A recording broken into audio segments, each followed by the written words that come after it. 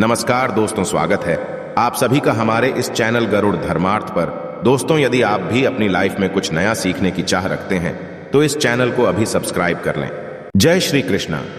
आज की यह वीडियो आने वाले सनातन धर्म के त्योहार जन्माष्टमी के विषय में है। मैं सभी सनातनी भाइयों और बहनों को जन्माष्टमी की बधाई देता हूं। दोस्तों, हम सबको पता है कि कृष्ण जन्माष्टमी काफी नजदीक आ रही है और जैसे जैसे नजदीक आ रही है वैसे वैसे उत्सुकता बढ़ती जा रही है, क्योंकि प्रत्येक सनातनी भाई बहन को भगवान कृष्ण जी से बड़ा लगाव है।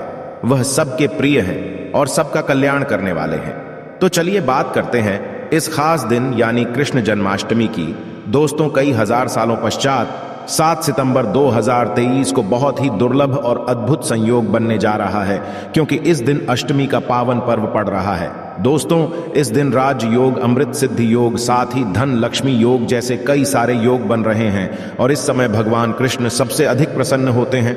यानी आप भगवान से इस दिन जो भी मांग ले वह आपकी हर इच्छा भगवान कृष्ण शीघ्र ही पूरी कर देंगे।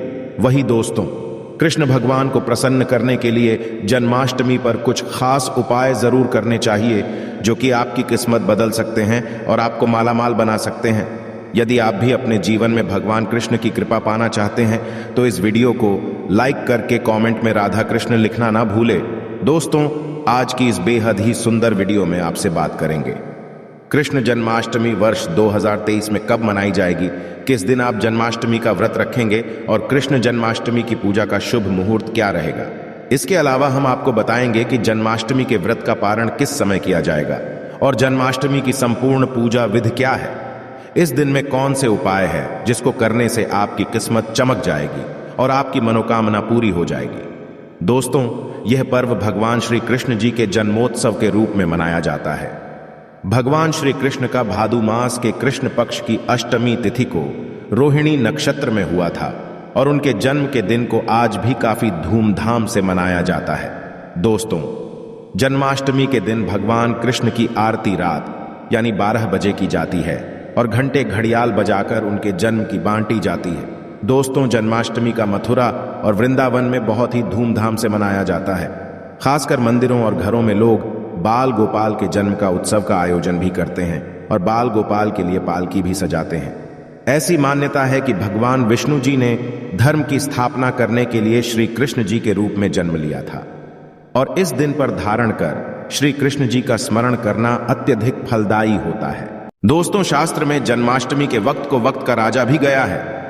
भविष्य में इसके संदर्भ में उल्लेख है कि जिस घर में यह व्रत किया जाता है वह अकाल मृत्यु, गर्भपात, दुर्भाग्य तथा कलह से पीड़ित नहीं होता है और जो भी इस व्रत को एक बार कर लेता है वह दुनिया के सभी सुखों को भोग कर विष्णु लोक में निवास करता है।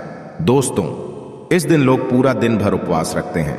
आपको बता दें कि जन्माष्टमी का व्रत अष्टमी तिथि से शुरू होता है और इस व्रत का पारण नवमी तिथि में ही करना चाहिए, तब इसका पूरा फल होता है। और जो लोग इस व्रत को रखें उन्हें सुन ले कि रात में हल्का व सात्विक भोजन करना चाहिए, साथ ही ब्रह्मचर्य का पालन करना चाहिए। दोस्तों, जन्माष्टमी के व्रत के दिन कुछ लोग निर्जला रहते हैं तो वही कुछ लोग फलाहार करके भी इस व्रत को पूरा कर सकते हैं। दोस्तों, जन्माष्टमी के दिन प्रातःकाल जल्दी उठकर स्नान आदि कर स्वच्छ वस्त्र धारण करें। इसके पश्चात पूर्व या उत्तर दिशा की ओर मुंह करके बैठ जाए और अपने हाथ में थोड़ा सा जल पुष्प कर अक्षत ले लें और जन्माष्टमी का संकल्प करें। इसके पश्चात भगवान कृष्ण जी की पूजा करें। आपको बता दें कि भगवान श्री कृष्ण जी की पूजा निश्चित काल यानी आधी रात में करने की परंपरा रही है और किसी किसी घरों में रात 12 बजे भगवान कृष्ण जी का जन्म भी किया जाता है। तो जो लोग कृष्ण जी का जन्म रात में करते हैं वे नाल छेदन भी करते हैं, तो उनके लिए बता देते हैं कि 12 बजने से कुछ घंटे पहले ही एक पत्ते वाला खीरा लें और कुछ थोड़ा सा काट कर उसमें लड्डू गोपाल को बिठा दें। जब 12 बजे तो भगवान को उस खीरे से बाहर निकालकर एक सिक्के की मदद से खीरे को काट दे। इसे नाल छेदन कहा जाता है। इसके पश्चात उन्हें सबसे पहले शुद्ध जल से स्नान कराए, फिर उन्हें पंचामृत दूध, दही, घी, शहद और शक्कर से स्नान कराए। तत्पश्चात गंगा जल से स्नान कराए। इसके पश्चात शुद्ध जल से स्नान कराने के पश्चात उन्हें साफ कपड़े से पहुंचकर उन्हें नए सुंदर चमकीले वस्त्र धारण कराए और उनका श्रृंगार करें। इसके पश्चात उन्हें झूले या सिंहासन में करें। ध्यान इस दौरान आप कृष्ण नाम का जाप करते रहे या राधे राधे बोलते रहे या श्री कृष्ण जी के किसी भी मंत्र का जाप करते रहे। दोस्तों, अब आप लड्डू गोपाल की विधिवत पूजा करें। उन्हें चंदन का तिलक लगाए फूल माला अर्पित करें और उन्हें भोग लगाए भोग में आप माखन मिश्री पंचामृत नारियल से बनी मिठाई या धनिये की पंजीरी का भोग लगाए। ध्यान रहे उसमें तुलसी का पत्ता जरूर डालें। इसके पश्चात धूप दीप जलाकर भगवान श्री कृष्ण जी की आरती जरूर करें और लड्डू गोपाल को इस दिन झूला जरूर झुलाएं। दोस्तों, जन्माष्टमी की रात को लोग रात्रि जागरण करके भजन कीर्तन शो आदि भी करते हैं। इससे आपको शुभ फल की प्राप्ति होती है। दोस्तों, शास्त्र में जन्माष्टमी के वक्त को वक्त का राजा भी गया है। भविष्य में इसके संदर्भ में उल्लेख है कि जिस घर में यह व्रत किया जाता है वह अकाल मृत्यु, गर्भपात, दुर्भाग्य तथा कलह से पीड़ित नहीं होता है और जो भी इस व्रत को एक बार कर लेता है वह दुनिया के सभी सुखों को भोग कर विष्णु लोक में निवास करता है। दोस्तों, इस दिन लोग पूरा दिन भर उपवास रखते हैं। आपको बता दें कि जन्माष्टमी का व्रत अष्टमी तिथि से शुरू होता है और इस व्रत का पारण नवमी तिथि में ही करना चाहिए, तब इसका पूरा फल होता है। और जो लोग इस व्रत को रखें उन्हें सुन ले कि रात में हल्का व सात्विक भोजन करना चाहिए, साथ ही ब्रह्मचर्य का पालन करना चाहिए। दोस्तों, जन्माष्टमी के व्रत के दिन कुछ लोग निर्जला रहते हैं तो वही कुछ लोग फलाहार करके भी इस व्रत को पूरा कर सकते हैं। दोस्तों, जन्माष्टमी के दिन प्रातःकाल जल्दी उठकर स्नान आदि कर स्वच्छ वस्त्र धारण करें। इसके पश्चात पूर्व या उत्तर दिशा की ओर मुंह करके बैठ जाए और अपने हाथ में थोड़ा सा जल पुष्प कर अक्षत ले लें और जन्माष्टमी का संकल्प करें। इसके पश्चात भगवान कृष्ण जी की पूजा करें। आपको बता दें कि भगवान श्री कृष्ण जी की पूजा निश्चित काल यानी आधी रात में करने की परंपरा रही है और किसी किसी घरों में रात 12 बजे भगवान कृष्ण जी का जन्म भी किया जाता है। तो जो लोग कृष्ण जी का जन्म रात में करते हैं वे नाल छेदन भी करते हैं, तो उनके लिए बता देते हैं कि 12 बजने से कुछ घंटे पहले ही एक पत्ते वाला खीरा लें और कुछ थोड़ा सा काट कर उसमें लड्डू गोपाल को बिठा दें। जब 12 बजे तो भगवान को उस खीरे से बाहर निकालकर एक सिक्के की मदद से खीरे को काट दे। इसे नाल छेदन कहा जाता है। इसके पश्चात उन्हें सबसे पहले शुद्ध जल से स्नान कराए, फिर उन्हें पंचामृत दूध, दही, घी, शहद और शक्कर से स्नान कराए। तत्पश्चात गंगा जल से स्नान कराए। इसके पश्चात शुद्ध जल से स्नान कराने के पश्चात उन्हें साफ कपड़े से पहुंचकर उन्हें नए सुंदर चमकीले वस्त्र धारण कराए और उनका श्रृंगार करें। इसके पश्चात उन्हें झूले या सिंहासन में करें। ध्यान इस दौरान आप कृष्ण नाम का जाप करते रहे या राधे राधे बोलते रहे या श्री कृष्ण जी के किसी भी मंत्र का जाप करते रहे। दोस्तों, अब आप लड्डू गोपाल की विधिवत पूजा करें। उन्हें चंदन का तिलक लगाए फूल माला अर्पित करें और उन्हें भोग लगाए भोग में आप माखन मिश्री पंचामृत नारियल से बनी मिठाई या धनिये की पंजीरी का भोग लगाए। ध्यान रहे उसमें तुलसी का पत्ता जरूर डालें। इसके पश्चात धूप दीप जलाकर भगवान श्री कृष्ण जी की आरती जरूर करें और लड्डू गोपाल को इस दिन झूला जरूर झुलाएं। दोस्तों, जन्माष्टमी की रात को लोग रात्रि जागरण करके भजन कीर्तन शो आदि भी करते हैं। इससे आपको शुभ फल की प्राप्ति होती है। आपको बता दें, कुछ लोग रात्रि की पूजा के पश्चात ही अपने व्रत का पारण करते हैं और कुछ लोग अगले दिन सूर्योदय के पश्चात। ध्यान रहे कि आप प्रसाद खाकर ही अपने व्रत का पारण करते हैं। तो दोस्तों, चलिए अब जानते हैं कि वर्ष 2023 में का पर्व को कब मनाया जाएगा। तो आपको बता दें कि कृष्ण पक्ष की अष्टमी तिथि इस बार 6 सितंबर को पड़ रही है। ये कृष्ण का 5250वां जन्मदिन होगा। ऐसे में ये 6 सितंबर को दोपहर 3:37 से शुरू होगा और 7 सितंबर को शाम 4:14 तक रहेगा। दोस्तों, इस दिन सुबह 9:20 से रोहिणी नक्षत्र शुरू होगा। ऐसे में ग्रस्त सितंबर और वैष्णव संप्रदाय के लोग 7 सितंबर को इस त्योहार को मनाएंगे। दोस्तों, पूजा के लिए इस बार शुभ मुहूर्त 40 मिनट का है, जो कि 12:02 से 12:48 तक रहेगा। ऐसे में इस दिन रोहिणी नक्षत्र का संयोग भी बन रहा है। ऐसे में इस दुर्लभ संयोग में की पूजा करने से 3 जन्मों के से मुक्ति मिलती है। यदि किसी की आत्मा प्रेत योनि में भटक रही है तो उनके नाम से की गई पूजा उनकी आत्मा को मुक्ति प्रदान कराती है। दोस्तों, इस दिन का व्रत संतान का सुख देने वाला होता है। ऐसे में इस बार का व्रत करना ना भूलें।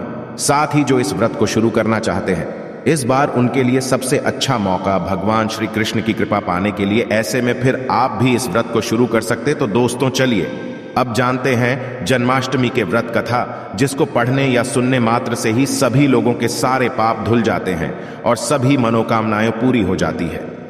दोस्तों, स्कंद पुराण के मुताबिक यदुवंश के राजा उग्रसेन का राज चलता था। उग्रसेन का सबसे बड़ा पुत्र कंस, जिसकी चचेरी बहन देवकी थी। कंस अपने ही पिता को जेल में डालकर स्वयं राजा बनकर राज लगा।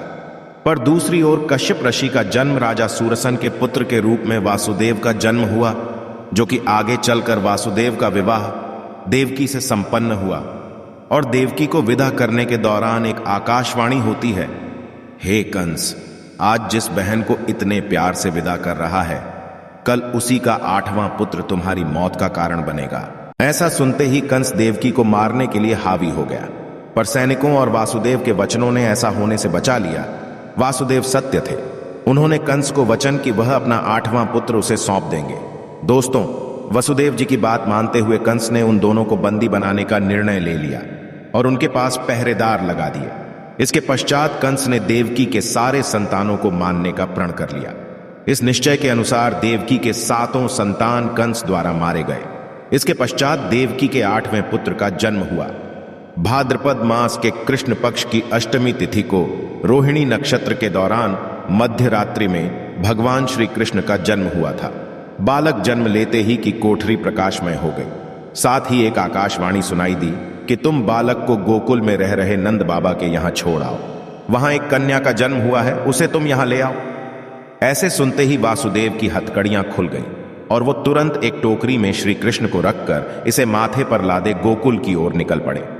रास्ते में यमुना नदी बाल कृष्ण के चरणों को स्पर्श करने के लिए उफान पर आ गए। फिर चरण स्पर्श करते हुए पूर्ण शांत पड़ गई।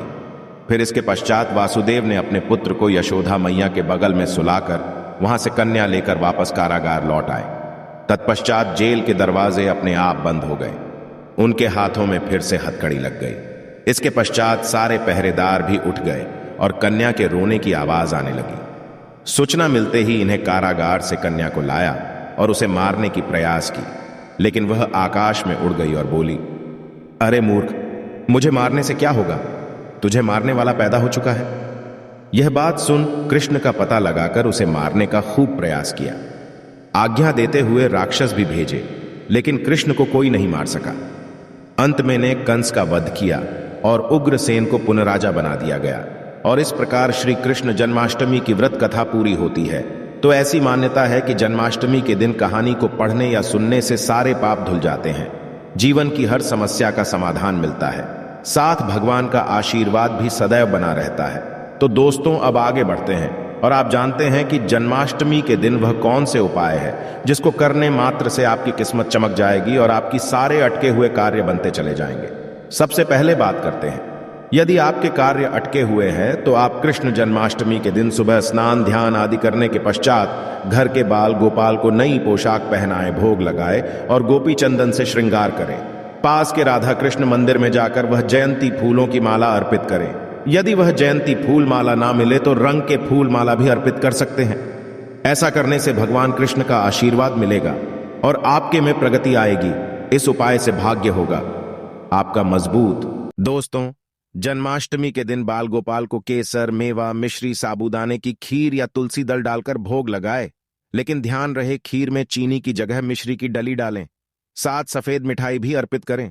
ऐसा करने से कान्हा की कृपा मिलती है और आपका भाग्य भी मजबूत होता है। इस उपाय से धान्य की कमी नहीं होगी। दोस्तों, सुख समृद्धि के लिए जन्माष्टमी के दिन बाल गोपाल की पूजा करते समय एक पान का पत्ता भी अर्पित करें। फिर पत्ते पर दूर से श्री हरि लिखे। फिर रोज उसको पूजा करने के पश्चात जहां पैसा रखते हैं वहां रख दे। ऐसा करने से घर में धन धान्य की कमी नहीं होती है और धन संबंधी समस्या नहीं होती। इस उपाय से मिलेंगे आपको शुभ समाचार। दोस्तों, जन्माष्टमी के दिन गाय और उसके बछड़े की सेवा करें, आशीर्वाद लें। इसके साथ ही गाय और उसके बछड़े की मूर्ति भी लेकर आए और बाल गोपाल के पास मूर्ति को रखकर उसकी पूजा करें। ऐसा करने से भगवान कृष्ण की कृपा जल्द शुभ समाचार सुनने को मिलती है। इसके पश्चात गाय और बछड़े की मूर्ति को ईशान कोण में रखना स्थान माना गया है। इस उपाय से आर्थिक तंगी होगी। आपकी दूर दोस्तों कर्ज की समस्या से यदि आप परेशान हैं तो जन्माष्टमी के दिन दक्षिणवर्ती शंख से भगवान श्री कृष्ण का अभिषेक करें। दक्षिणवर्ती शंख को लक्ष्मी का स्वरूप माना गया है और लक्ष्मी पूजा में शंख के बिना पूजा ना होती है। ऐसा करने से आर्थिक तंगी दूर होती है और लक्ष्मी की प्राप्ति होती है। इस उपाय से होगी व्यवसाय में उन्नति। दोस्तों, जन्माष्टमी के दिन सुबह शाम 11 बार तुलसी की क्रमांक करें और घी का दीपक जलाएं। इसके पश्चात 8 बार ओम नमो भगवते वासुदेवाय मंत्र का जाप करें। साथ ही कपूर जलाकर उस पर थोड़ी सी मिश्री डाल दें और कपूर और मिश्री का हम भी करें। ऐसा करने से नौकरी व्यवसाय में उन्नति होती है। तो दोस्तों, वीडियो से विदा लेने से पहले और आपके पूरे परिवार को इस जन्माष्टमी की हार्दिक शुभकामनाएं। मैं कामना करता हूं कि इस जन्माष्टमी पर बाल गोपाल आपके घर ढेर सारी खुशियां लाए।